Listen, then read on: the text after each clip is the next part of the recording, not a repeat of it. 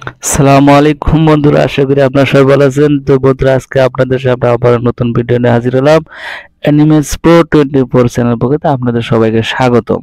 তো বন্ধুরা, আমি আজকে আপনাদের সামনে আলোচনা করব যে আসলে গরু আমরা কি জন্য পালন করব। অনেকেই বলে থাকি যে আমরা এই এত কষ্ট করে শীতের ভিতরে গরু লালন পালন করা খুব কষ্টকর, এজন্য গরু থেকে কিভাবে আয় হয় বা কেন এভাবে পালন করব, অনেকে একটু ঘাবড়ে যান। তো আমি তাদেরকে বলবো যে আসলে ভাই, আমরা কৃষক মানুষের ছেলে পেলে আমরা যদি গরুর প্রতি যত্নশীল না হয়, গরু যদি লালন পালন না করি, তাহলে দেখা যাবে আমাদের অর্থনৈতিক চাকাটা ঠিক ধরে রাখা বা বড়টা কঠিন হয়ে যায়। কি কারণে যে আমরা যে দৈনিক যে আবাদ বলেন, ধান পাট গম ভুট্টা যেটাই বলেন না কেন, এগুলার যে খরচ, এগুলা যে ইনভেস্ট, এগুলা থেকে যে আয়, ইনভেস্ট করার পর যে আয় আসে, আমরা যদি বুড়ো ধানের কথা বলি যে বুড়ো ধানের যে পরিমাণ খরচ আর যে পরিমাণ আয়, এগুলা যদি আপনি হিসাব করতে চান তাহলে দেখা যাবে যে বছরে যে খরচের দান, এটাই মানে উঠতে অনেক কষ্টসাধ্য, যে আসলে এ পর্যন্ত আর এর থেকে বেশি আর হয় না। কারণ এখানে খরচ বেশি এবং আয় কম, বা আমরা এক মোটে কোনো টাকা আমরা ধরতে পারি না। আর যদি গরু পালন করেন তাহলে দেখা যাবে যে আপনি প্রতিদিন 100 টাকা 150 টাকা বা 100 টাকা 150 টাকা করে গরুকে খাওয়াচ্ছেন। দেখা যাবে কি যে 6 মাস বা 1 বছর পরে একটা গরুকে আপনি 2 লক্ষ 1.5 লক্ষ টাকা বিক্রি করতেছেন। এই টাকাটা দিয়ে আমরা একটা ভালো একটা কাজে ব্যয় করতে পারতেছি বা ভালো একটা অ্যামাউন্ট আমাদের হচ্ছে।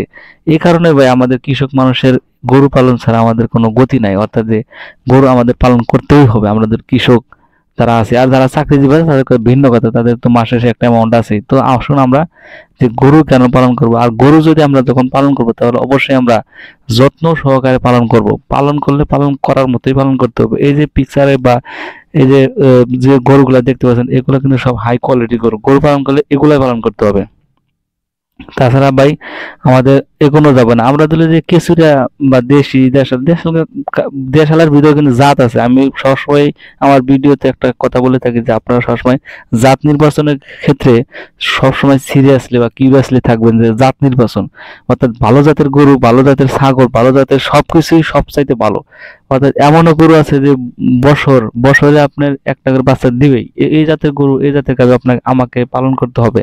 এজন্য আমি বলি যে জাত নির্বাচন সবচাইতে ইম্পর্টেন্ট একটি বিষয়। আর আমরা যারা কৃষক আছি তারা অবশ্যই ভালো জাতের গরু এবং গরু পালনের প্রতি আমরা এগিয়ে আসবো। গরু পালন আমরা অবশ্যই করব।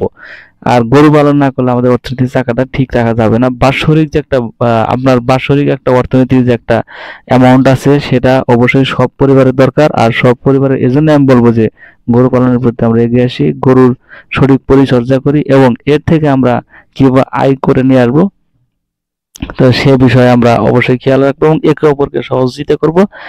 আর ভিডিওগুলো শেয়ার করে দেবেন সবার মাঝে, যাতে সবার একটু জ্ঞান চক্ষু খুলে যায়। তো বন্ধুরা, আজকে এই পর্যন্ত, ভালো থাকবেন সবাই। আসসালামু আলাইকুম।